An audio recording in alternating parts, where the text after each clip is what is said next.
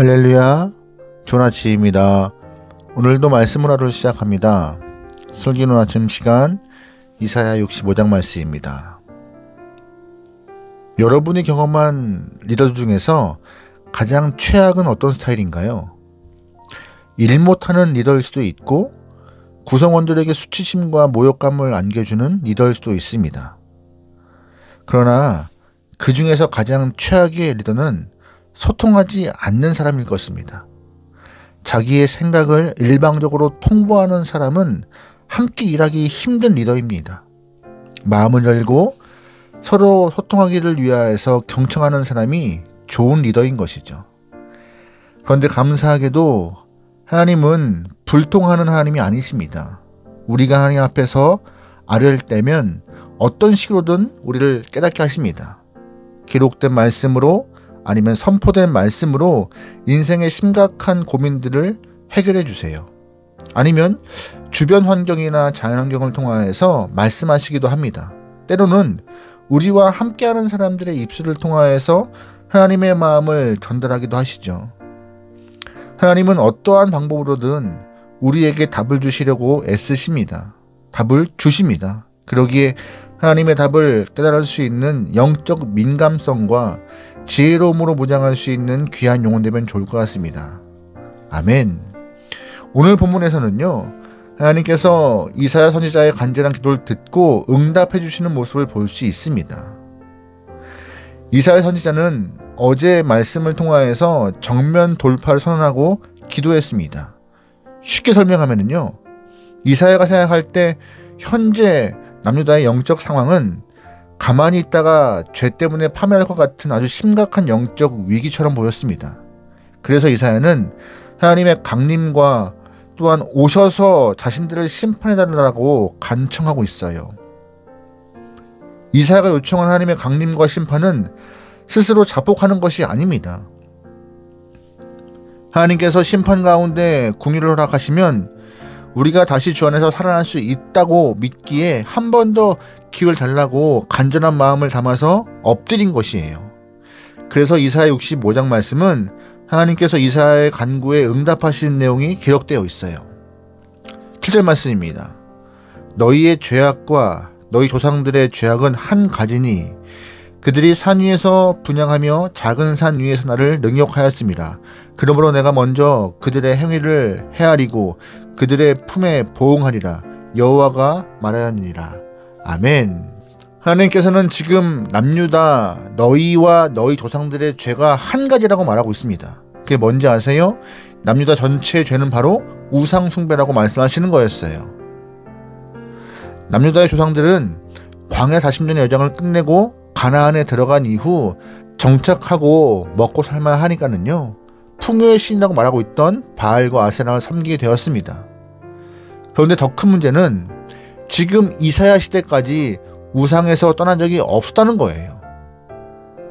오히려 바벨론 때문에 이전보다 더 심하게 우상 숭배를 하게 되었던 것입니다. 바벨론은 남유다를 정복하기 위하여서 호심탐탐 기회를 노리고 있을 때 남유다는 자신들의 힘으로 바벨론에게 대항할 수 없음을 깨닫고 주변국이었던 애굽에게 도움을 청하면서 정치적 동맹을 맺게 됩니다. 그런데 문제는 정치적인 동맹만 맺은 것이 아니라 애굽의 우상에게까지 무릎을 꿇은 것이에요. 하나님이 보실 때 이것이 가장 심각한 죄의 문제였다는 것입니다. 우상 숭배에 빠져서 헤어나오지 못하고 있는 사람들 때문에 너희 심판하겠다라고 말씀하셨던 것이죠. 놀랍게도 하나님의 심판은 우상에 빠져서 헤어나지 못하는 사람들에게만 해당되는 심판이었습니다. 부분적인 심판이죠. 8절 말씀이에요. 여호와께서 이와 같이 말씀하시되 포도송이에는 집이 있으므로 사람들이 말하기를 그것을 상하지 말라 거기 복이 있으니라 하나니 나도 내 종들을 위하여 그와 같이 행하여 다 멸하지 아니하고 내가 야곱에게서 씨를 내며 유다에게서 나의 산들의 기업으로 얻은 자를 내리니 내가 택한 자가 이를 기업으로 얻을 것이요 나의 종들이 거기서 살 것이라. 아멘. 하나님은 심판하실 때 악한 유다 백성들에게만 철저하게 심판할 것이고 하나님의 종들에게는 자비와 은혜를 경험할 수 있도록 인도하겠다고 약속하시는 것이었습니다. 그럼 하나님의 종들은 어떤 사람일까요? 우상 숭배하지 않는 사람들을 하나님의 종이라 말씀하시는 거였습니다. 어떤 경우에도 하나님 앞에서 떠나지 않는 사람들, 어떤 경우에도 하나님만 모시고 자기의 마음 중심에 하나님을 사랑하는 사람들을 심판하지 않겠다 약속하셨던 것이에요. 그렇다고 하나님이 몰인정하게 실수로 딱 한 번 우상 숭배한 사람들을 벌하겠다 이것이 아니었습니다. 이미 오래전부터 우상 숭배하는 사람들을 참고 기다렸지만 그들이 돌아오지 않자 벌하시겠다 말씀하셨던 것이에요. 그래서 하나님은 우상 숭배한 사람을 철저하게 벌하시려 하는데 그 오랜 시간 동안 우상 숭배한 사람들의 특징이 무엇이냐? 바로 점치는 모습이었습니다. 11절이에요.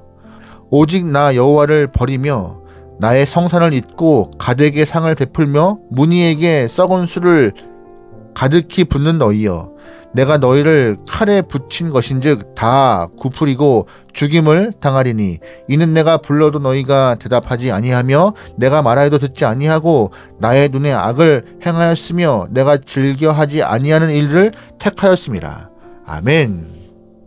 11절 말씀에 갓과 문희는요, 운명신을 말하는 것인데 당시 남유다 사람들이 자신의 미래와 운명이 궁금해서 갓과 문희에게 자신의 미래를 점치고 있었던 것이었습니다. 그래서 하나님은 이 점치는 사람들을 심판하겠다 말씀하시는 거였어요.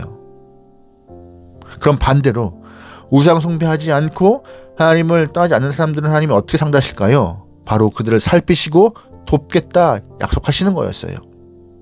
10절 말씀입니다. 이러므로 주 여호와께서 이와 같이 말씀하시느니라. 보라, 나의 종들은 먹을 것이로되 너희는 줄일 것이니라. 보라, 나의 종들은 마실 것이로되 너희는 가랄 것이니라. 보라, 나의 종들은 기뻐할 것이로되 너희는 수치를 당할 것이니라. 아멘. 방금 읽은 말씀을 통하여서 하나님의 종과 하나님의 종이 아는 사람들은 극명한 모습으로 갈려요.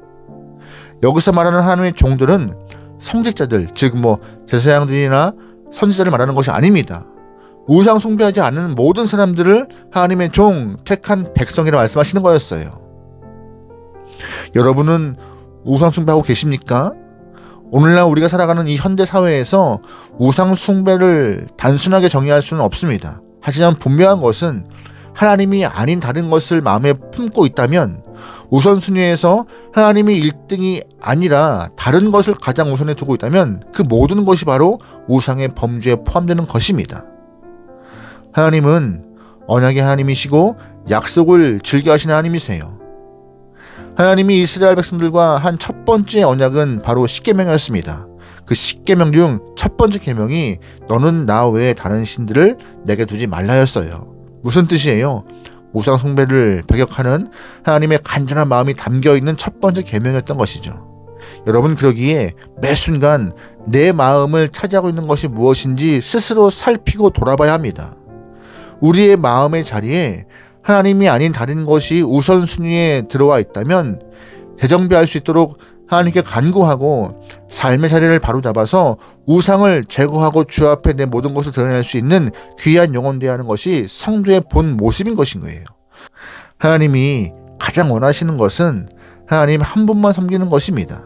이 말씀을 기억하며 오늘 하루 살아계셔 역사하신 하나님을 잘 섬기고 주님을 향하여서 내 마음을 고백하며 매일매일 더 뜨겁게 주를 사랑할 수 있는 귀한 여러분의 삶이 되기를 주의 이름으로 축원합니다. 아멘. 기도하시겠습니다. 사랑의 하나님, 우리의 모든 기도를 듣고 계시며 하나님의 방법과 시간에 맞게 응답하실 줄 믿습니다. 그러기에 믿음으로 간구하여 가장 좋은 때 가장 좋은 것을 응답하신 주님을 경험하여서 주의 살아계심을 증거할 수 있는 귀한 영혼들에게 인도하여 주시옵소서. 하나님 앞에 오늘도 간구하오니 우리에게 은혜를 허락하사 오늘 하루 더 주와 가까이, 오늘 하루 더 주를 사랑할 수 있는 귀한 날 내게 인도하여 주시옵소서. 하루를 맡겨오며 예수님의 이름으로 기도합니다. 아멘.